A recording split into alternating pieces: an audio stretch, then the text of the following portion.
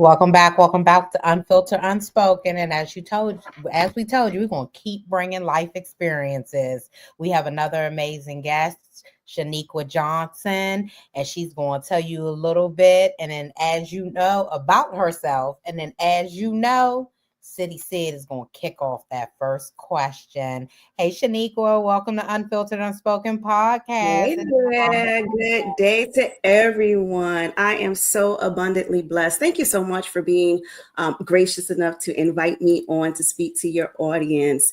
So I am Dr. Sheniqua Johnson, aka Sheniqua Inspires.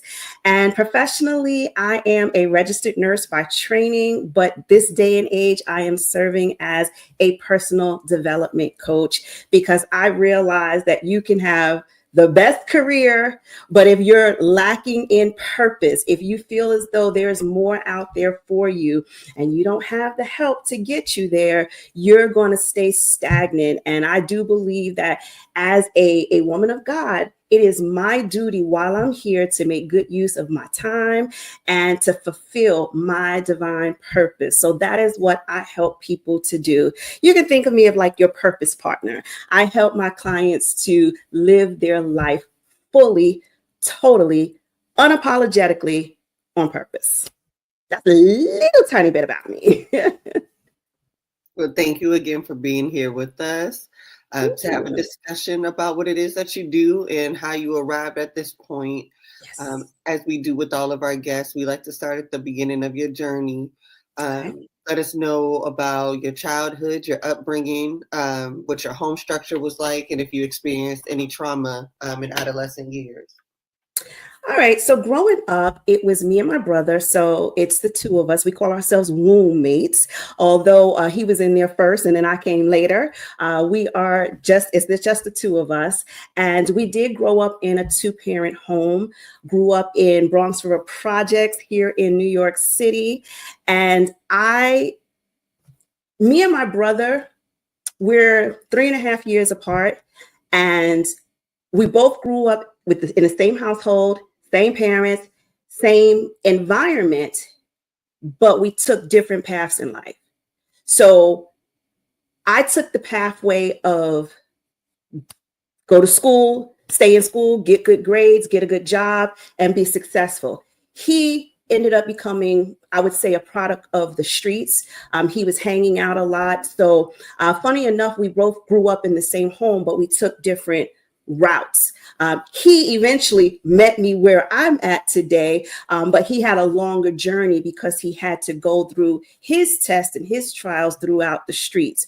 As far as myself growing up, I would say that there was trauma, but it was normalized. The trauma was normalized, and the trauma was from the environment. I think I can think back. I don't even know how old I was. Oh God, I can't even, don't make me go back that far to say how old I was. But I remember growing up in the projects, there were 2 incidents that stood out in my life. One, there was a mass murder in the apartment above us. Gunmen broke into the house, shot up the place. There were about 5 or 6 people in the apartment, and they got shot. It was like a bloodbath. Similar instances happened downstairs. So here we are on the 7th floor, the upper and the lower floors. There was this mass chaos, this trauma that took place, and it embedded a lot of fear in my life. And I'm gonna be honest and say I believe it kept me with my nose in my books, and it kept me wanting to get out of that lifestyle. And I did not become a product of it in my terms or how society would term it. It was dramatic enough to force me to be the solution to get out of that situation. But inside of my home, we had a good life. My mother and my father both provided for us. We felt like we were rich. We were not rich, but we felt like we were rich because our parents did a really good job at shielding us from our environment the best way they possibly could. Okay, so let me see where I'm going to start at. I want to ask, being a kid in the projects, someone getting murdered, over talked to, how did that affect you as a child and trying to navigate through the times you were still in? And I don't know how long you stayed in the apartment. So Till I was a teenager. Fear. Fear was like a steel plate at my feet. Now, fortunately enough, I didn't stay stagnant in the fear, because many people, when they're faced with fear, they stay stagnant, like it paralyzes them. But it was the catalyst for me. But a lot of fear of, what if this happens to me? Like, if they can hit upstairs, who's to say they're not working their way down the apartments, down the steps, just grew up with, but it became normal. Like, we had to continue on day to day. So we almost normalized this type of environmental trauma, people getting robbed, people getting killed. It became the everyday. And so it's almost like it makes you numb to the fact that you just keep getting up, you keep going, you're watching over your shoulders, but you're still moving. There's still evidence that there's movement taking place. But a lot of people, they get stagnant in it, and they don't know which way to go. Honestly, it just had to have been the grace of God. It just had to have been the grace of God that kept my feet moving and being determined and knowing that I could get out of this situation if I just abided by what my parents told me. Stay in your books, get a good job, and you'd be able to allow more opportunities to come to you. So luckily, the fear didn't stagnate me, but I faced the fear again and again. So even after my childhood, like, fear has always come up. But thanks be unto God, I have a track record of winning. So now, how were you? I guess, how did you feel like you were able to, kind of stay on track, not get, distracted by the things going on, or what you could, have possibly got into? What made you stay the course, or what inspired you to stay the course? I would say fear. I was scared to go off track because I didn't want to. I don't know what anybody did to cause this harm or this trauma to come to them, but I was scared to mess up, so I stayed the course. I remember, going to school, getting grades, and my brother would cut all the time. Oh my goodness, he would get cut cards in the mail all the time, and I was the goody good. I was the one that always went to class and always did what I, what was expected of me, basically. And I say it was that fear. I did not want to mess up because I knew that I did not want to live. I didn't want to raise children. I didn't want to have children that were in that type of environment. I wanted to get out. And if they said, if you go to school and you get a good job, you can get out of here, then that's what I was going to do. So fear was definitely a major catalyst in my life. And it kept me on the right track. Now, it's not to say that I never messed up. I'm not a goody goody, because there were days where cut cards came to me. My brother would go in the mailbox to retrieve his, and he'd realize that it had my name on it. So he realized that I too had it in me, but it wasn't my livelihood like it was his. I think for him, it was like this survival of the fittest, like he had to go along with everyone else. For me, I was given the excuse. To be different. And so I lived my years with the thought to say it's okay to be different. You don't have to do what the other girls were doing. The other girls were hanging out with the guys. They were sitting on their laps, and I would walk past, head down, and keep it going. I was going in the house. I was going to study. I was going to do everything that my parents had taught me. And that's the way I was going to live my life, because I didn't want to end up in that drama. Even though drama can still come to you, I was determined to be different. And I was okay with that. So I'm going to ask, walking in the projects, walking past people being around drugs, issues, I mean, you name it all. Did drama come your way from being different? Were you ever picked on? No, I was respected. I was respected for my difference. But then when you start to become a teenager, you want to be looked at like those other girls is being looked at. You're like, oh, how come she getting the attention and I'm not? So I grew up feeling like I was a plain Jane, but because I had an older brother, I was respected. So the guys knew she's off limits because that's Lee's sister. So, but then you get mad with that. You're like, well, wait a minute, why aren't you paying attention to me? So the low self-esteem kicked in, all of that type of, drama. It's not the same, but it's still my drama in a sense, because it was a heavy weight for me. And then you get into those rebellious years where you want to try to be like everybody else. You want to do everything like everybody else is doing. Oh, the girls are hanging out. I want to hang out too, but I got a curfew. I got to be in the house. And you get upset with that.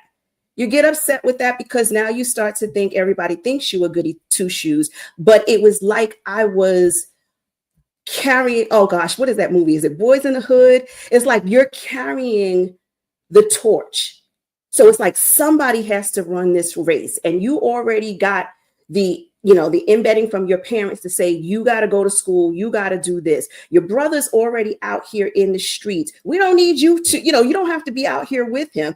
And it was like, I was given this golden torch, and it was like, girl, run with it, like go with it. And as much as I wanted to, at a certain age, I wanted to start fitting in. I wanted to hang out. They looked at me like, girl, if you don't go because you carrying the torch, you better go on in and get those good grades and do what it is that you need to do so that you can be the success story. If we never make it, at least we can say we know someone who did. It's a lot of pressure. It sounds like it. It's a lot of pressure. What were you able to, materialize with that support? Where were you able to take that, and where did the torch lead you? And, what kind of success, did you receive from, keeping your head on straight? I made them proud. I made it out of the projects, which many people don't have that story. Many people, once, you grow up in the project, that's where they're at, until their time, that's where they're at. But to God be the glory, I made it out. And I was able to do so much. I stayed in school. I got good grades. I was salutatorian of my graduating class in high school. I didn't even know it. I was like, oh, I knew I was smart. I didn't know I was that smart to be number 2. And if I had known, I laughed about it when they told me. I was like, if I had known there was a competition, I would have really tried. I said, I didn't even try, and I made it to number 2. So the valedictorian, she got away clean because I didn't know it was a competition, but I was able to succeed in high school. I went on to nursing school. I became a registered nurse. I moved out of the city. I had, my first apartment. I had a car. So I was able to achieve those childhood dreams. Got married, even though that didn't, it didn't last long, but, I still was able to achieve those things. I was able to raise my children outside of the projects. Like I was able to show them a different lifestyle, living in a house, being in a nice community with grass and trees and all of this stuff. Like I was able to achieve that. And it came from being okay with being different. Where most people are scared to be different, they don't want to be different. I've reached a level that many people would consider successful. Mm-hmm. I was going to ask you, I'm going to go back a little bit. How, you said you had low self-esteem, trying to be. Can you tell us a little bit about when did you feel like you had low self-esteem, and what does low self-esteem look like on you? Just so folks, if they're dealing with low self-esteem issues and they don't realize it, maybe you can be an example to help them realize that they're going through a low self-esteem process. Sure. Low self-esteem, I would say maybe 12, about 12 years old, 13 years old, especially. And it came from not being chosen. So it's a blessing and a curse, right? When you stand out, you're different. You're the one with the torch. You've got this kind of unspoken pressure on you to succeed, to be great, to achieve. And there are some areas that can be weakened. And for me, it was when I wasn't chosen. So not putting any weight on, the little boys sitting on a project bench or anything like that, but they didn't choose me. They chose the other girls with the short shorts and who could hang out, past 10 p.m. That's who they chose. Going into school, there would be little girls who all the boys would say, oh, she's pretty. That wasn't me. Then it was because of my size, because I'm very petite in stature, 5'1". That's my story. I'm sticking to it. But growing up, I was always very, very thin. I even remember there was a time when one of my mother's friends, now this is a full-grown woman, having this conversation about my size. Now, her daughter, I want to say, was about a year younger than me, and she was a big girl. So she was fully developed, almost like a grown. She was probably like a year or two younger than I was, but she was fully developed. She was a big girl. In today's language, she was overweight. She was obese, but she was voluptuous. And I was older and I was thin. And I remember hearing side conversations of this woman talking about how tiny I was and how little I was. So again, you've got the torch, you've got the pressure to be successful, to be the one, to be the golden child. But now in the background, you're hearing these things that are saying you're not enough. You're not as good as people say you are. You think you're good because you got a good grade on your test or because you're salutatorian of your graduating class, but nobody's choosing you. Nobody's choosing you. And so you want it to be different. Now you got to be different. And that was hard to maneuver, to juggle as a young girl growing up. Now, again, many people have greater problems. But it doesn't negate the fact that someone who has this pressure to be perfect could have issues as well. And so that low self-esteem grew into me thinking that I wasn't enough. And the only way that I would deem myself to be enough is if I got chosen. So it could be something as simple as getting a lead role in a school play, getting into a prestigious, high school or whatever the case may be, getting a boyfriend. It could be just that simple. And even today, grown women, fully grown women who are high achievers, because that's the category that I would fall into. I am deemed a high achiever because I got a doctorate degree. I have a master's degree in nursing education. I know about school. I'm smart, right? Like I'm not just any average chick. Like I am a high achiever. Like I want finer things in life. I like to travel. I like to, shop and see the world. So as a high achiever, many high achieving women have these little secret wounds that we don't show to the world. We get our hair done, we beat our face, we got the finest clothes on, but people never know that there's this hidden wound on the inside of us that needs to be healed. And truth be told, I literally just had that revelation. I want to say about a month ago, I had that revelation that my wound, that hidden wound that nobody sees, it's like a hole in the house. You know the mouse is there. You don't know how the mouse got in, but there's a tiny little hole somewhere. And it's just a matter of uncovering it.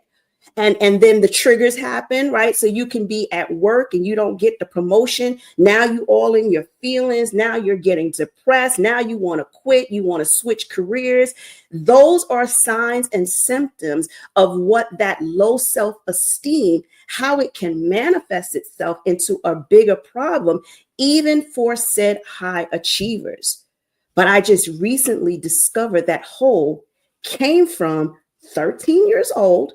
So I had to travel back to my 13-year-old self and tell my 13-year-old self that I am enough. Now, maybe I didn't get chosen by one of the little project boys, but I'm still more than enough.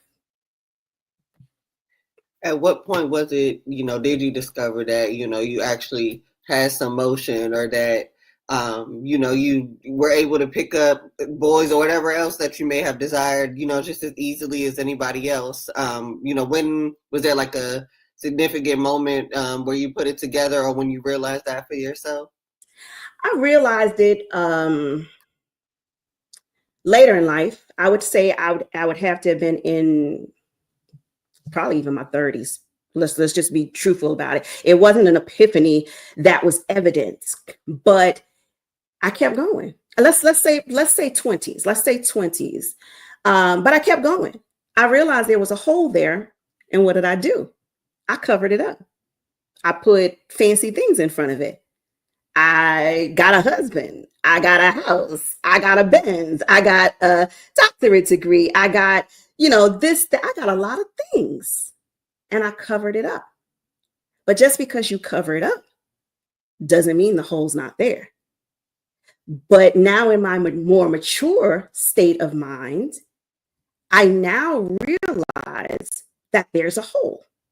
So no matter how much you achieve, if you're a high achiever or not, no matter what kind of things you get, if there's a hole, there's gonna be a hole, unless you are intentional about patching that hole up.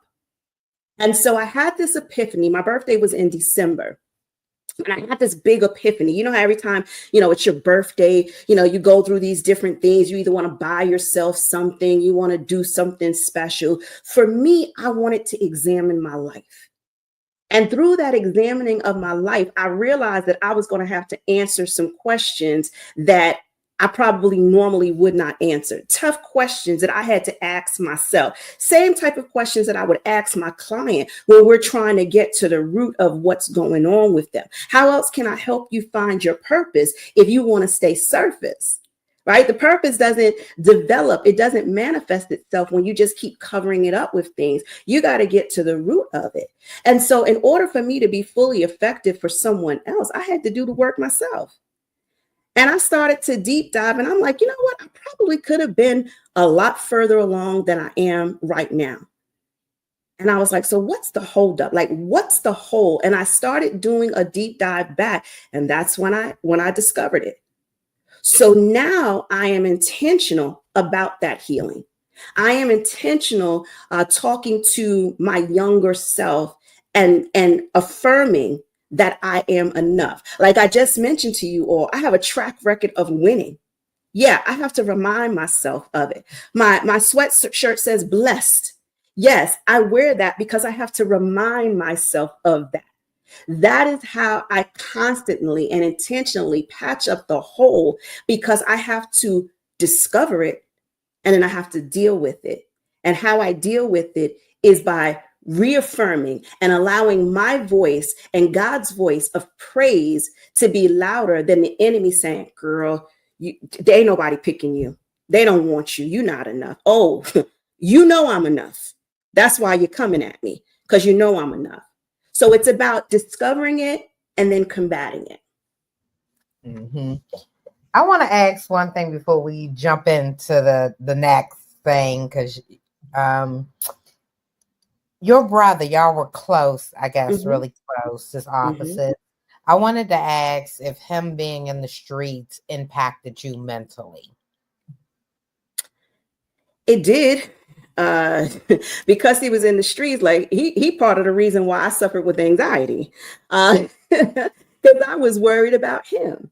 if I'm seeing all of these disastrous things happening to other people in the neighborhood, and he just needed to be out there, I was worried for him.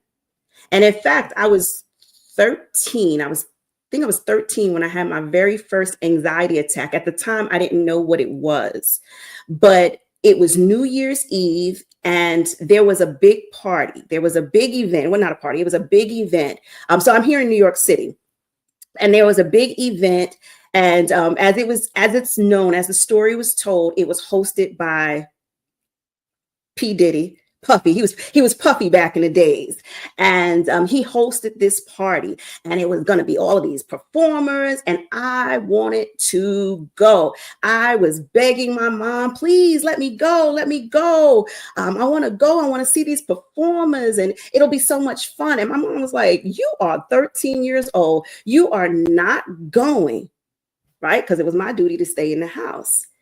And during that event, and if I had been one of those rebellious type of children and snuck out the house or lied about where I was going to be or what have you, the trauma could have occurred, because the way that event ended up was there was a mass trampling, and many of people lost their lives on that event. And that was a scar. That's another scar that I carry with me. And I thank God later that I wasn't a rebellious teen, that I, listened to what my parents were telling me.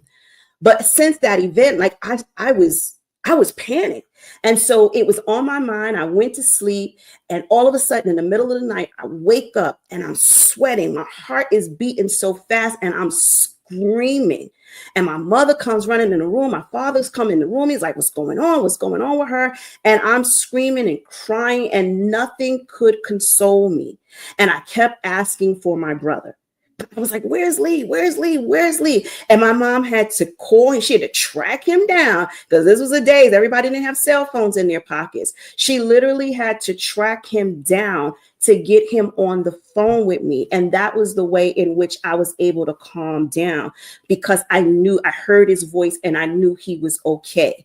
But his lifestyle was scary for me. And I think that day, it became real. Not that he was in any imminent danger, but it was just the thought of it that stricken me. So after, probably, let's say college and things like that. Well, no, let's actually move into college. Excuse me. At that time, did your self-esteem kind of perk up? I know you said, in around your 30s is when it kind of solidified, but just speaking to other people that we've had on these episodes, sometimes in college they found kind of their second wind, or, just kind of a new side of themselves, or met a new group of people. How did things change for you, once you were able to leave home or be around, I guess what we could say, like-minded people? I was good. Around 16, 17, I started filling out a little more, wasn't as flat chested and all that stuff. So now I'm starting to grab some attention. It wasn't always the good attention, but I'm starting to grab some attention. So going into college, so when I graduated from high school, going into college, I was good. I was good. I was the belle of the ball. I could hang out. I could go out. I could do this. And I got the attention.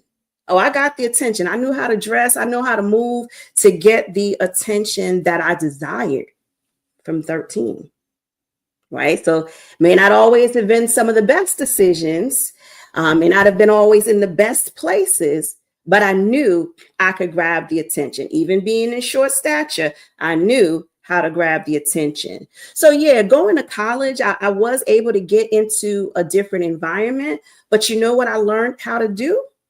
I learned how to fill the gap. I learned how to put stuff in front of the hole. So all of the teenage trauma, drama issues that had occurred, I learned how to put good stuff in front of it. And so I learned how to build. So I was like Bob the Builder. I was out here building stuff. I was going up to college. I was succeeding. I was, moving out of, my parents' house. I was getting my own thing. I was driving. So I learned how to fill the space, but I didn't learn how to patch the hole until a couple of months ago. A couple of months ago. I'm gonna be real with you. This is a recent epiphany. I was aware of it, but I didn't know how to patch the hole. So I still ignored it. Now that I know that there's a hole, now I'm actively patching it up. Okay. So after childhood, you done got out of the projects, you done went to college. Yep. What's next? What is your next significant event because you said the trauma kept going. Mm-hmm. So how did it keep going? Well, life was good. So I'm in college. I'm doing a darn thing. I joined a sorority, Zeta Phi Beta Sorority Incorporated. So I'm living that life. I'm living that life that I saw on TV and in the movies. Like, this is me. I'm that it girl now. Like, you can't ignore me when I walk in the room. And my next big thing was I got married. I was chosen. I got selected. And I got married. And so I'm thinking, this story just keeps getting better and better. This fairy tale is really turning, like Cinderella ain't got nothing on me, because I'm now living the dream. We buy a house. We have children. I'm working as a registered nurse. Like, I'm home during the week with the boys, and I work on the weekend. So I'm having the best of both worlds. I get to work and grow professionally. I got my man at home. I've got my kids. I've got a house, got the car. Like, everything was golden until you wake up. And you're like, whose life is this? Who said this is what we wanted? I don't think I want this no more. This is who chose me? Oh, I don't know if I choose him. And then came the divorce. So it was high for a long time. I was riding the wave. And then here comes that low self-esteem, diving into my marriage. Now, he chose me. I chose him. Now that low self-esteem started to express itself. As a registered nurse, we wear scrubs. Like, come on. We're not getting all dolled. Now, these nurses out here nowadays, they be doing something different. But back in my days, no, we wore scrubs. And so on my days off, I was in sweats because I'm accustomed to being comfortable. And when I'm at home, I'm in grunge. And my husband's looking at me like, that's what you're going to wear? So now I hear his conversations. Oh, you look like a 12-year-old boy. Oh, then it must be true. So then I sink into a depression because I'm like, wait a second, hold up. I was chosen. Maybe I was living a lie. Maybe I'm not that it girl. Maybe the boys on the project, maybe they were right. Maybe they knew something and I was living a false life. I was in this fantasy world. It's a facade. And so depression sets in, and depression learned to be the dominant expression of that low self-esteem. You don't like me? Bet I'm gonna stick to myself. And it almost took me out. Now, two kind of coinciding questions. Mm-hmm. Were you, and if you already stated that, I apologize, but were you two, generally equally yoked? And was, your appearance really the issue, or was it a matter of, or do you believe at this time it was a matter of maybe just kind of try to knock you down a few pegs, just because you had everything else in life kind of aligned the way that you wanted it. Clearly you making moves on your own if you needed to. Do you think there was kind of a bigger issue behind what he was stating to you? First question, were we equally yoked? Yes, in a sense. He had a great potential with his job where he could make a lot of money, but it came from overtime. So he had the same potential. So as a registered nurse, I had the potential to, bring in a large amount of money. But again, I was working part-time. So, and I don't want to use the word allowed and disrupt anybody, but the agreement was that I was going to work part-time. So I worked 2 days a week. So I'm not bringing in the buku money. He was the one that was making the buku money. And when we divorced, his 6-figure salary went out the door as well. So I might have wanted to think that through a little bit more. But again, my plight in life is to live a purpose-filled life. And I can't fulfill a purpose-filled life if I'm living a lie or a facade. The second question, was it subtle hits from him to try to bring me down? I'm going to say yes, just in full exposure. I believe that to be true. Now, if you were to talk to him, he may not, but I believe that to be true. But that wasn't the dominant issue. The dominant issue was there was a hole. So think about a tire, right? And you run over a nail. There's a hole in the tire. Now, whether the nail is still in there, it's still a hole in the tire. But because you can ride around and get it, and the tire doesn't go flat, like you're thinking all is good. But if there's a hole in the tire, it will eventually go flat. And that is what occurred. It was the hole from my younger self not feeling enough that was seeping life. Like everything that I dreamed of, everything that I wanted was seeping out of this hole. And now that depression is guarding me, I didn't care. I don't care. Oh, this is what you say about me? I'm sinking further and further in to being ostracized, because the devil wants you alone. He don't want us, because we're 2 or 3 are gathered. He don't want that. So he wanted to keep me alone. So so I literally latched on. So it's not even to say that he was saying things to be mean to me. No, I don't fully believe that, or at least that wasn't the main issue, but it was the self-implosion that was happening, that was occurring because there was a hole.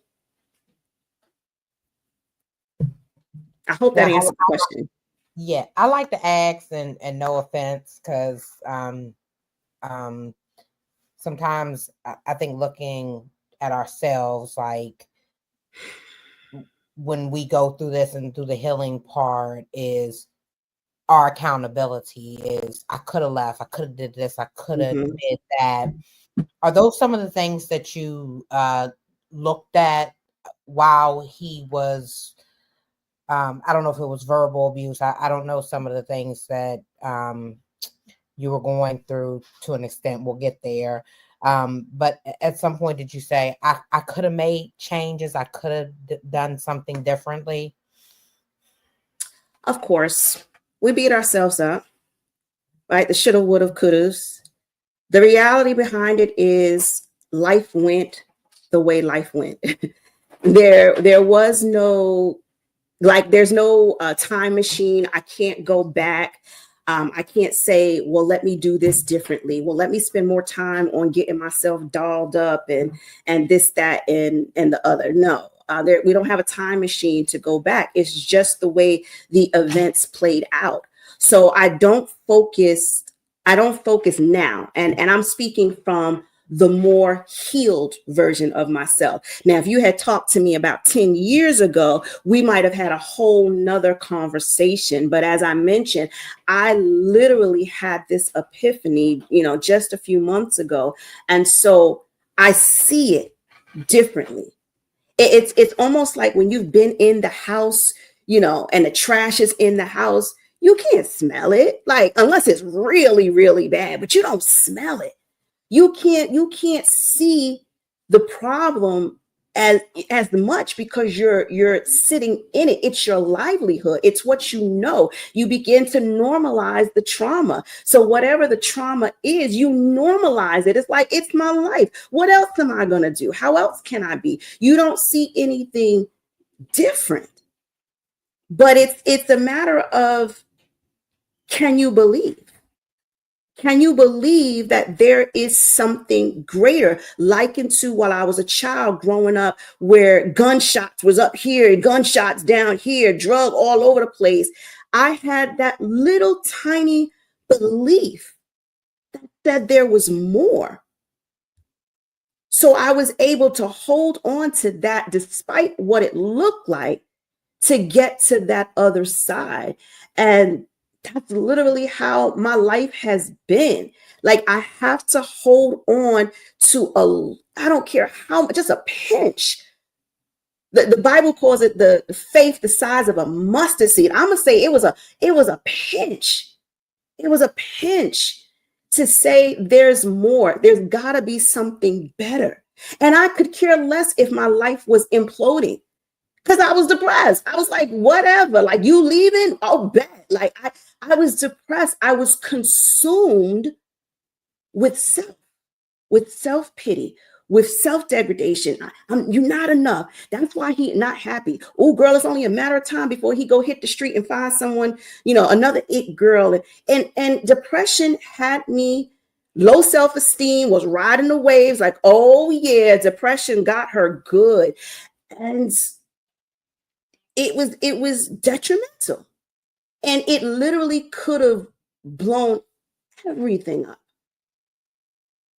if it were not for that little pinch to say, you know what, today is a really, really bad day, but tomorrow just might be better. So I had to hold on. Now, you already had, what sounds like an established career going on. Mm-hmm. Tell us about the segue into CEO of A Better You. How did the spark for that idea happen? How did it all come to fruition? Baby, I'm telling you, it's that pinch. It was just that holding on, that little tiny, just a little tiny bit. Didn't even have a full grip on it, had a tiny pinch. And that was enough. So fast forwarding through the divorce, the depression was due to all of the pressures to be perfect. That's where the depression was really taking the center stage. And then it was the divorce. I'm not an advocate of divorce. I'm not. No way, shape, or form. If you're watching this, I'm not telling you, this is not your sign from above. This ain't it. But my divorce was the best thing to ever happen to me.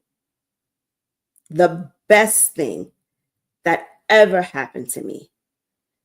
Because instead of having a life partner to conquer the world with, he became the enemy. Not that he asserted himself as the enemy. Suppression said he was the enemy. So I could care less. You here, you not here, I could care less. That was the depression. That was not the young girl who wants to be selected. That was the depression holding that up. But there was life after the depression.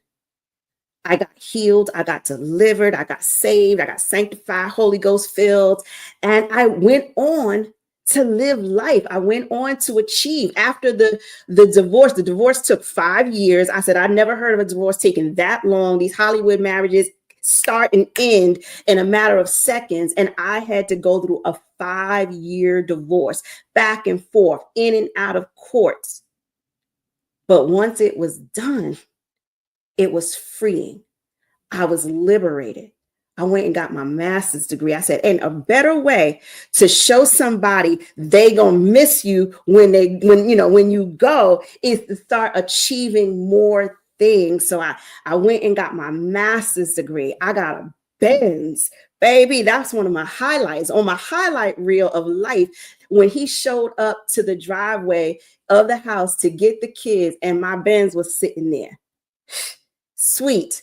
Sweet, sweet, sweet. Why? Because I was trying to prove something, right? So this is that middle ground, right? So I'm thinking I'm healed. I'm divorced now, and I'm thriving as a single mother, and I'm, climbing the career ladder. I'm getting my degrees and all of these accolades being bestowed upon me.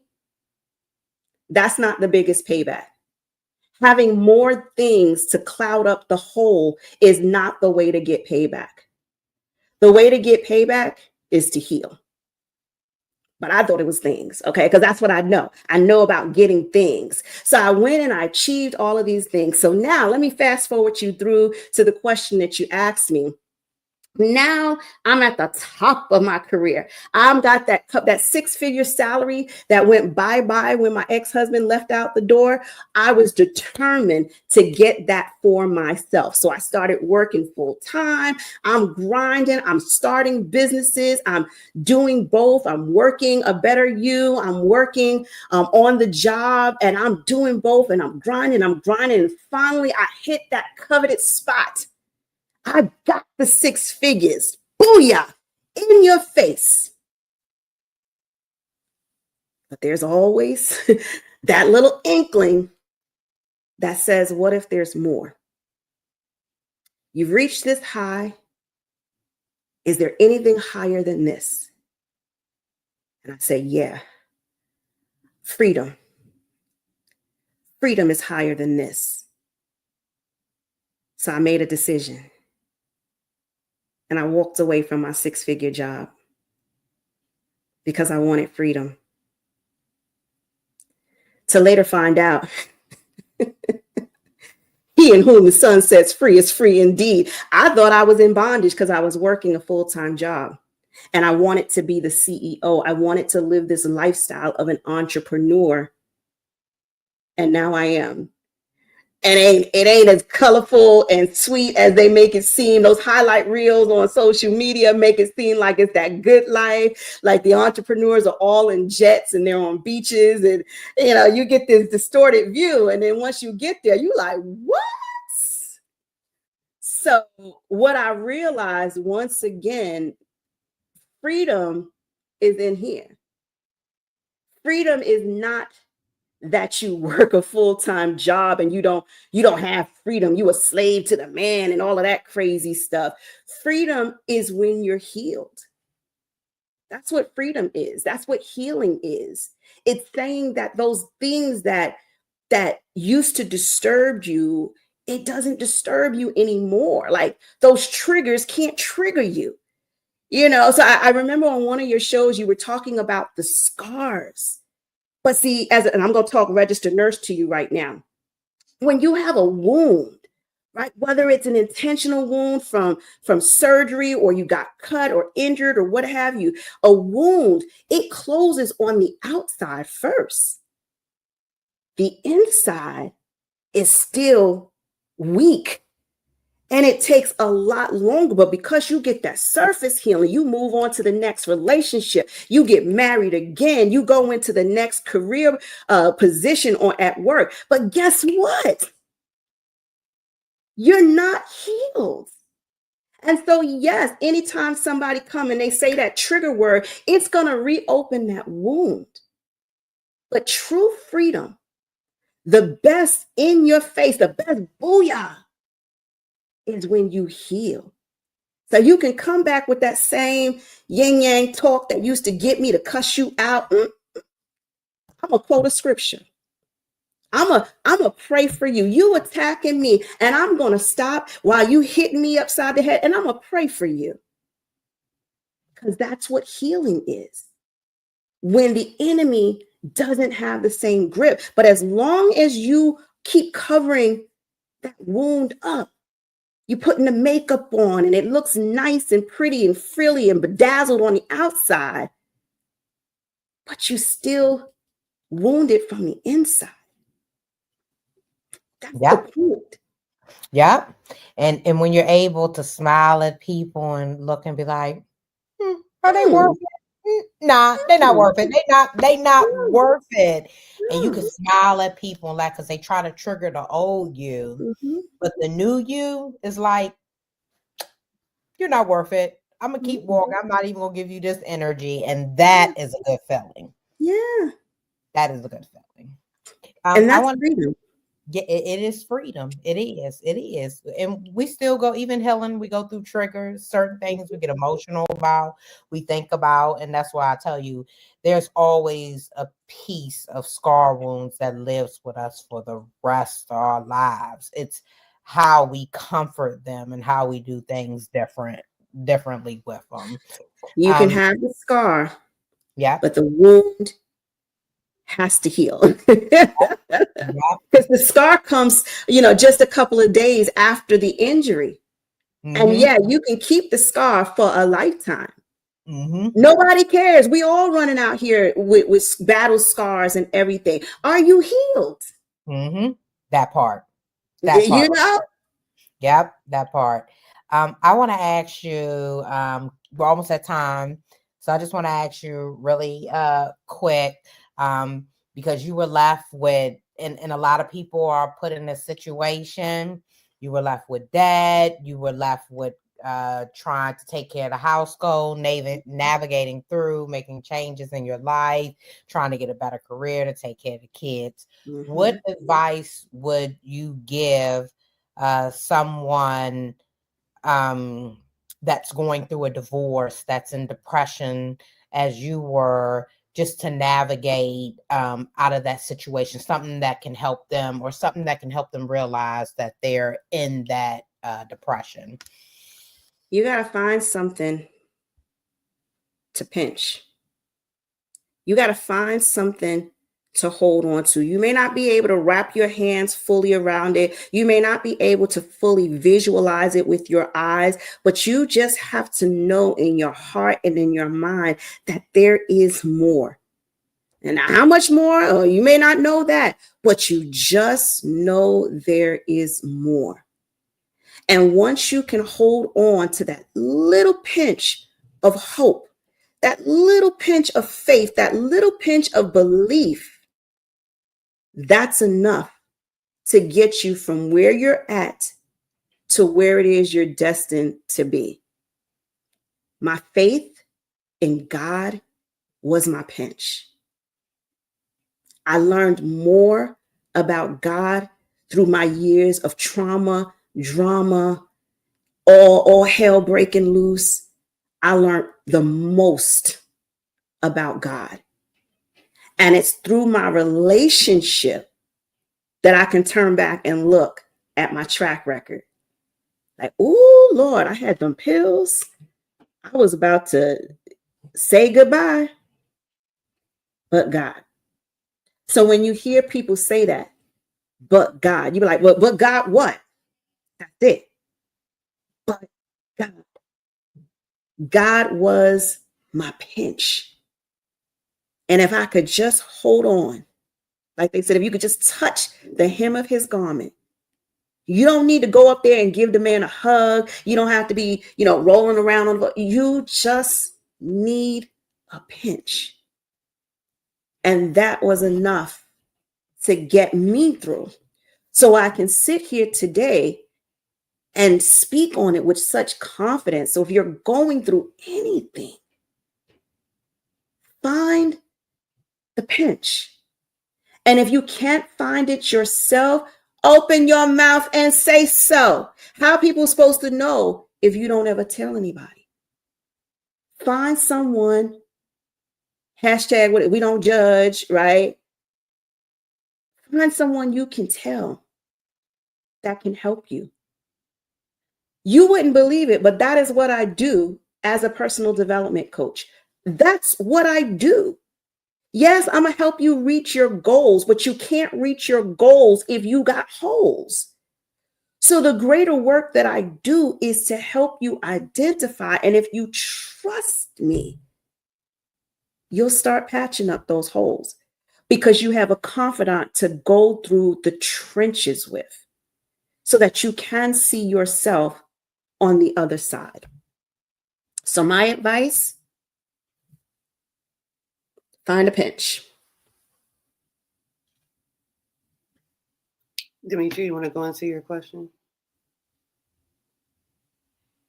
Sorry, I just asked. I just asked a word of advice, just to help others. You can close it out. Gotcha. All right. So just like we do all of our guests, we do like to give you a chance to participate in Shameless Plug.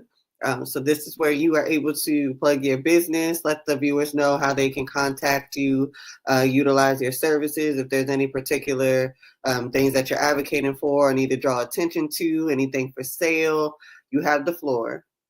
Thank you again, ladies. I thank you that I'm able to come with the healed version of myself. And every day I'm continuing to heal. And through the work that I do through A Better You, I help individuals to find that healing as well. Now, I'm not a therapist, but I've walked the walk and I've discovered what can help. So through my personal development coaching program, I help individuals who are high achievers. You got goals you want to reach and, you're doing a darn thing. So it's not for individuals who are down and out and don't know which way to turn. It's for those high achievers that know they got goals. They can see the finish line, but they're like, why am I still stuck here? So if that's where you find yourself, reach out to me. My social media handles have been going. You can send me a DM. I answer DMs as long as you're not trying to hit on me. I welcome a DM. You can go to my website, sheniquainspires.com, because that is what I do. That is my purpose. I have found my purpose. I know why God has created me. And it is to light that fire under people, under myself included, right? So I'm not standing on the outside telling you this is what you should do. I've lived it. I've walked it. I'm living it. And so I welcome you to connect with me, social media, YouTube. I'm on YouTube, Sheniqua Inspires. I have the podcast, The Black Girl Encourage Her, where I bring on guests and we offer words of encouragement to meet you right where you're at. And so you can stay connected with me. I do have books. I'm the author of 15 books to date. So if you go to my website, Sheniqua Inspires, you'll see the books. You'll see the books. If you like the books, get a couple of books. They'll help. But if that's what you need to take a little taste to say, okay, let's see what she's all about. I have courses. I've got some online courses. So again, you can get a little taste. But if you're watching this and you're like, you know what? I feel the connection. I think she's the one. Then reach out to me and let's talk through what your personal development coaching program would look like, because it looks different for everybody. So you reach out to me and then I will reach hold to you. But you got to pinch first. You can't, if you don't pinch me first, how do I know? How do I know? So send me a message, flag me, tag me, do something so I'll know. And I promise I will come and reach out to you. I love it. Take a pinch yourself. Wake up. Pinch. That pinch gets you moving, right? It sure does. It gives you something to hold on to while you're going through. Yes, it does. We want to thank you, Dr. Sheniqua, for being a guest on Unfiltered, Unspoken podcast. We truly appreciate it. Thank you for sharing your testimony. And I love how you mentioned that a lot of women with high profile have low self-esteem, and it's a facade because a lot of people don't want to hear that. And I've been in that place. So, Thank you for sharing that. Thank you for being transparent. So all you high profile women with low self-esteem, baby, pump that love into yourself. Pump it into yourself. You don't have to impress other people. And that's what I love, like strong about that. So we want to thank you for being a guest. It took you over a year to get here, but we got you here. Sure enough. But God's timing is perfect. It's Yeah, when I perfect. told It's you perfect. last time we were booked out, and so Yes. you would have heard like I gotta get her. Thank you. I appreciate it because you chose me, right? It says that you saw something in the gifting that God has blessed me with, and you say, you know what, let's make a way. And so I appreciate it greatly. Absolutely. I ain't forget about you. Yeah. I did not. We want to thank you for being a guest. And let me tell you, we're going to keep sharing life experiences. This is the plates. This is the path that God has put us on. Again, I want to give a big shout out to City Said. Thank you, Boo. We've been rocking since October 10th, 2022. It is not that you don't see a lot of people succeed moving forward like this. So I want to thank you, Sid. I love you, sis. I love you for everything that you do. People don't know what's on behind the scenes, but you have been repping and supporting, and I'm always going to give you your flowers. So I love you. I love you. I love you. And thank you so much. Thank you. Love you You're too. welcome. Thank you. And we're going to keep sharing life experiences. Ain't that right, Sid? That's right. All right. We will see y'all soon. And make sure you like, share, and subscribe to Unfiltered, Unspoken Podcast. It is for free. Once we hit our numbers, part of our proceeds go to supporting our nonprofit, The Good Fight, a 501c3, where we are giving back to communities, youth, resources, domestic violence, all life traumas. We have so many resources. Check our website out, www.thegoodfight.org. There's an E on in the good. So check out some of our work and why we do what we do. We will see you soon. Peace.